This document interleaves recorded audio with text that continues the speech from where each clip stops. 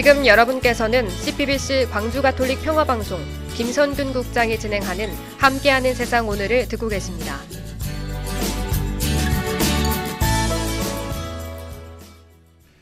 네, 지난 집중폭우 당시에 실종자 수색 중 숨진 고 최수근 상병 해병대 또 용사죠. 사망 원인에 대한 수사가 진행 중이었는데요. 이 수사를 맡았던 해병대 박정훈 수사단장이 얼마 전 보직해임되고 항명 혐의의 수괴죄로 국방부의 수사를 받고 있는 처지가 됐습니다.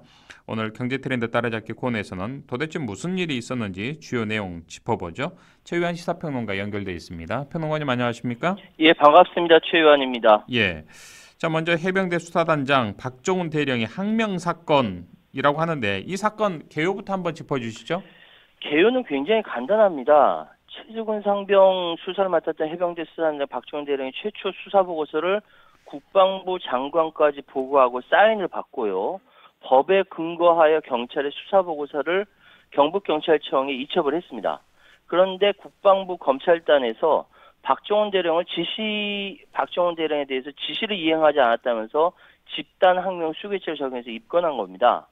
그러니까 박 전 단장은 자신은 부끄러운 거 없다. 28년 동안 군생활을 해오면서 전혀 부끄러운 일을 한 적이 없고 지금 군 검찰단의 혐의 적용과 수사방해 군 기강 훼손이라는 것을 동의할 수 없고 오히려 국방부 검찰단이 이 혐의에 대한 수사 대상의 주체가 될 수 있다 이렇게 주장하고 있어요. 예. 지금 아시다시피 최수근 상병 7월 19일 날 금요일 휘말려 20일 날 사망한 상태에서 발견되었고 이 사건을 박정훈 대령을 수사단장으로 하는 해병대 수사단은 임성근 해병 1사단장과 여단장을 포함해서 지휘계통 8명을 업무상 과실치사죄를 적용해서 경찰청으로 이첩을 한 거죠. 예. 이게 2022년 7월 1일부터 개정된 군사법원법에 의하여 군 사망사건 등은 관할 경찰에 이첩하게 되어 있습니다. 그러니까 지금 상황은 대대장 이하 지휘관으로 협의로 적용하려는 거 아닌지 1사단장을 빼놓고 그리고 협의로 적용하는 거 아닌지 예. 축소하려는 거 아닌지 의구심이 든다. 사단장을 포함한 광해 범위로 과실치사죄 적용 범위를 넓혀 적용해서 최종 수사 결과는 해당 경찰청의 수사 결과에 따르면 된다라는 것이죠. 이 상황에 대해서 박 전 단장은 모든 것을 걸고 싸우겠다 입장을 밝혔습니다. 예. 자, 박정훈 해병대 수사단장. 그럼 뭐 일반 우리 사회로 치면 해병대 내 경찰, 군사 경찰의 그렇죠. 단장인데, 자, 박 단장이 국방부 검찰단 앞에서 기자회견을 했습니다. 건물 바로 입구에서 했습니다. 예. 조사받으러 들어가진 않고요. 거부를 했고요. 이 내용도 한번 짚어주시죠. 8월 11일 금요일 박 단장은 오전 10시에 국방부 검찰단에 출석해서 항명 혐의로 조사를 받을 예정이었는데 검찰단 건물까지 왔는데 수사를 거부하겠다면서 기자회견을 한 뒤 다시 돌아갔어요. 예. 그러니까 명백히 수사를 거부한다면서 국방부 검찰단은 첫 번째, 적법하게 경찰에 이첩된 사건 서류를 불법적으로 회수하였고 두 번째, 수사에 외압을 행사했고 세 번째, 국방부 검찰단은 부당하게 지시를 한 국방부 예하 조직으로 공정한 수사가 이루어질 수 없기 때문이다 라면서 이유를 밝혔네요. 예. 저도 그 기자회견을 유튜브를 통해서 또 실시간으로 처음부터 끝까지 실제로도 봤습니다. 해병대 이 수사단에서 경찰에 합법적으로 이첩한 사건을 국방부 검찰단이 다시 경찰로부터 다시 회수해온 거 아니겠습니까? 공문서를요. 그렇죠. 그리고 수사에 외압을 행사했다라는 이제 취지로 기자회견을 했는데 좀 더 자초지정을 자세하게 좀 짚어주시면 좋겠습니다. 7월 30일 날 박정훈 대령이 이종석 국방부 장관 카자흐스탄을 출장 가기 전입니다. 이종석 국방부 장관에게 사건 수사 결과를 보고하고 사인까지 받았습니다. 예. 그러니까 들리는 이야기로는 그간 군부대에서 벌어진 사건들에 대해서 유가족들이 신뢰를 하지 않았는데 이번 참 잘했다. 어깨까지 툭툭 두들기면서 칭찬까지 받았다는 거죠. 예. 옛날에 군사망 사건이 나면 군이 알아서 수사하고 재판하고 다 했죠. 그래도 유가족들이 믿지를 않죠. 예. 그런 일이 굉장히 많았습니다. 그래서 2014년 윤승주 일병 사망 사건, 2021년 이해랑 공군 중사 성폭행 극단 선택 사건, 이 이후에 병역문화혁신위원회가 구성되었고 여기서 나온 결론이 유족들이나 피해자 측에서는 군대가 수사하는 걸 못 믿기 때문에 예. 군은 사건을 경찰에 이첩하는 것에만 준비를 하고 수사는 경찰이 하면 된다. 이렇게 결론이 났거든요. 네. 그래서 이번에 최수근 상병 사망 사건은 2022년 7월 1일부터 개정된 군사법원법에 의해서 군 사망 사건 등의 관할 경찰에 이첩하는 첫 번째 사건이었습니다. 네. 근데 이런 상황에서 국방부 장관까지 다 보고되고 사인 받고 어깨 툭툭 칭찬까지 받은 다음 날 이종석 국방부 장관이 경찰에 이첩하는 걸 보류하라고 전화로 지시하게 된 거죠. 예. 그거를 신범철 국방부 차관을 통해서 전달됐다라는 것이 국방부 설명입니다. 그런데 정작 박 대령은 그 누구로부터 장관의 이첩 대기 명령을 직간접적으로 들은 바 없다. 네, 직접적으로 예. 이렇게 이첩하지 말아라고 얘기한 들은 적 없다. 이렇게 입장을 보이고 있네요.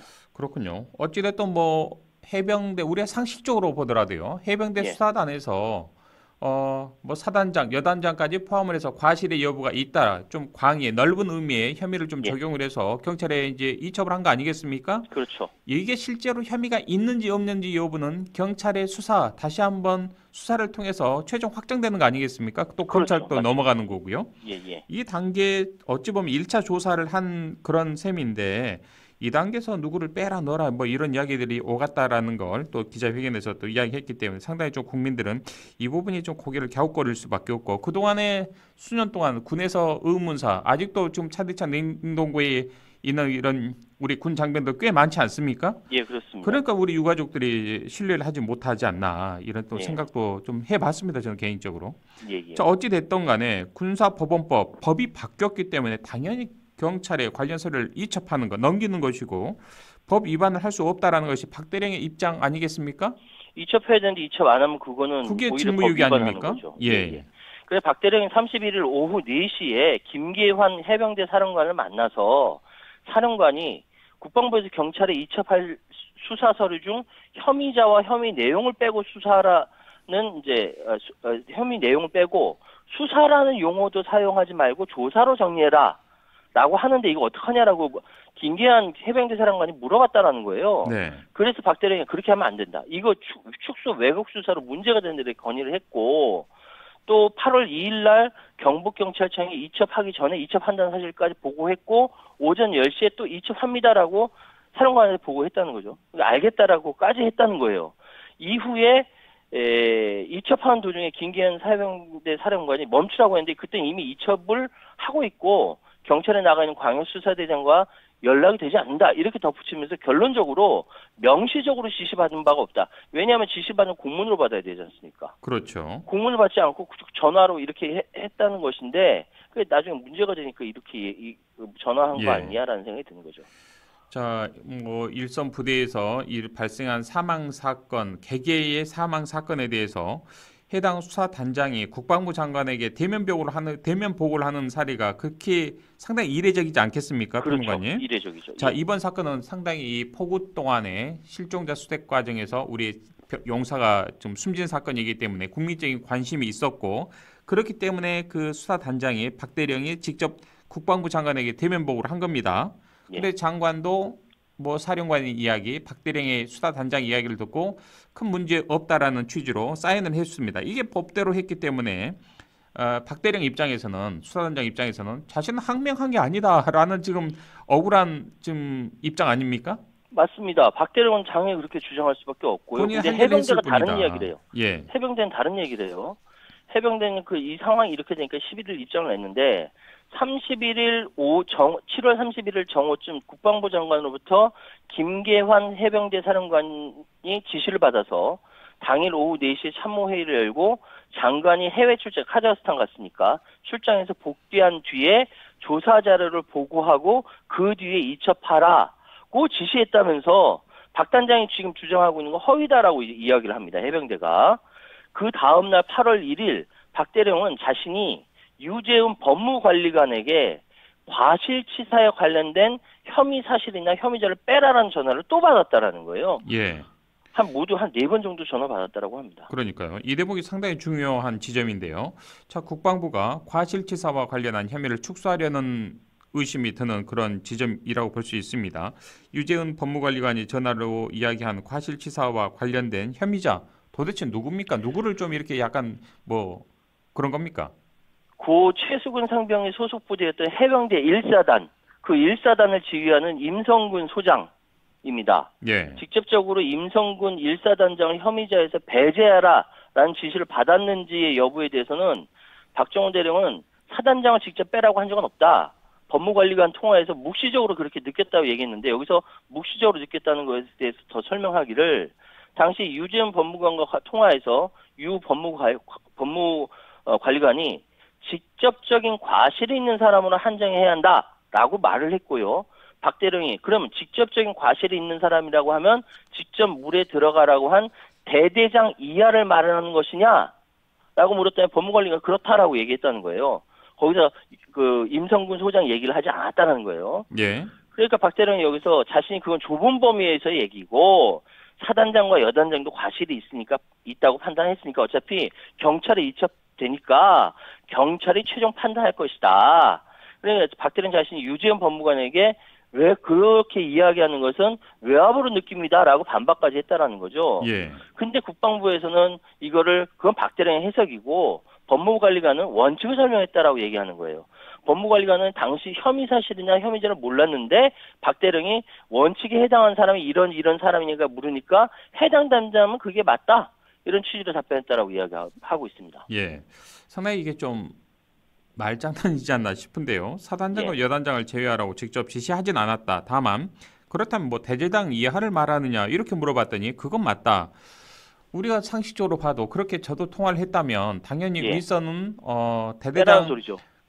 빼란 소리로 저도 좀 이해하지 않을까 싶습니다. 당연히 그렇게 들리죠. 대대장 이하 정도만 좀 이끈하는 선에서 정리해라. 예.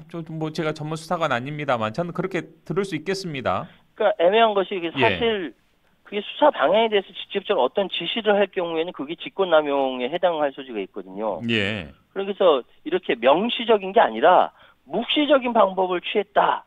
이런 해석이 나오는 거예요. 본인들도 빠져나갈 구멍을 만들어 놓은 거 아니겠습니까? 그렇죠. 예, 직접적으로 그러니까 하면 또 문제가 되니까. 석연찮은 지점 하나 더 있는데 법리를 검토해야 하니까 단순히 이첩을 보류하라는 지시를 했다는데 신범철 차관이나 유지현 법무관리관이 굳이 김기현 해병대 사령관에게 한 번도 아니고 두 번도 아니고 네 번씩이나 전화해서 똑같이 법리 검토를 해야 되니까 이첩을 보류하라라는 지시를 했느냐는 것이죠.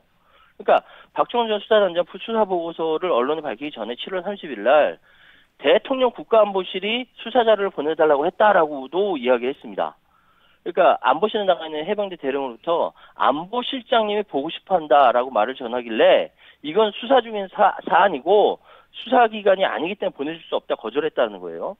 이후에 해병대 사령관 주관으로 자체 회의에서도 안보실에서 수사 결과 보기 원한다라고 얘기해서 거절했더니 수사서는 보내줄 수 없고 언론 브리핑 자료라도 보내주면 안 되겠냐 해서 그 다음날 보냈다라는 거예요. 예. 그래서 최수근 상병 사망 사건 관련해서 국방부 출입 기자들에게 설명을 할 시간이 7월 30일 오후 2시로 예정돼 있었거든요. 근데 1시간 앞두고 돌연 설명이 다 취소가 됐어요. 경찰에 이첩하려던 자료도 이종석 국방부 장관이 중단을 시켰어요. 그러니까 특정인의 혐의를 적시해서 보고서를 경찰에 넘길 경우 수사에 영향을 미칠 수 있다라는 우려가 있다. 국방부는 이렇게 얘기하지만 그 이후 2일 해병대 수사단은 조사를 통해 책임 있는 인사들에 대해 모두 혐의를 적시해야 한다라고 하면서 바로 조사 자료를 제출했어요. 이건 합법입니다. 근데 국방부 검찰단이 이걸 회수했습니다. 이게 이첩이 되지 않은 거예요. 갔다 다시 돌아왔으니까. 이건 불법이라는 생각이 듭니다. 자, 뭐 4번씩이나 이 같은 지시를 한 것, 뭐 우리가 잘은 모르겠습니다만 또 다른 속내가 있었지 않나 이런 의구심은 듭니다. 그러니까 지시가 합법적이고 정당했다면 단 한 번 내린 걸로 끝나잖아요. 예. 근데 이건 4번씩에 전화했다라는 것은 해병대가 지금까지 수사를 진행해온 것을 보고하고 그것을 경찰에 이첩하는 과정을 보면 왜 여러 번 통화했는지 이해가 될 것이라고 국방부에서 얘기했지만 제가 그걸 다 봐도 저는 이해가 안 되더라고요. 국방부가 주장하는 명목상 이유는 결제했던 내용과 달리 추가적인 법적 검토 필요해 보여서 그랬다. 근데 이 검토라는 것이 윗선, 그러니까 해병대 1사단장인 임성훈 소장을 수사선상에서 빼려고 하는 거 아니냐라는 것이 이게 합리적인 추측이죠. 네네. 자, 그렇다면 여기서 이제 핵심이 바로 이겁니다. 해병대 1사단장 임성근 소장이네요. 투스타 별 2개. 도대체 누굽니까 이분은?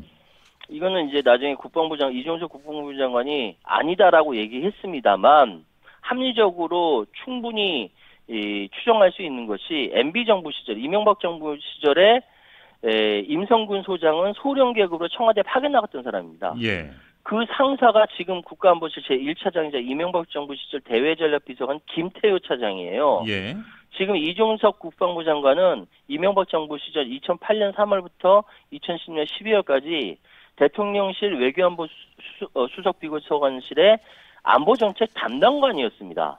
그러니까 김태효 그리고 지금 이종섭, 임성근 다 한 사무실에 근무했다라고 볼 수가 있는 거예요. 네. 근데 이 임성근 해병단장이 당시 수색작전 이 수색작전 할 때 지시사항을 카톡으로 전달했는데 안전에 대한 얘기는 전혀 없어요.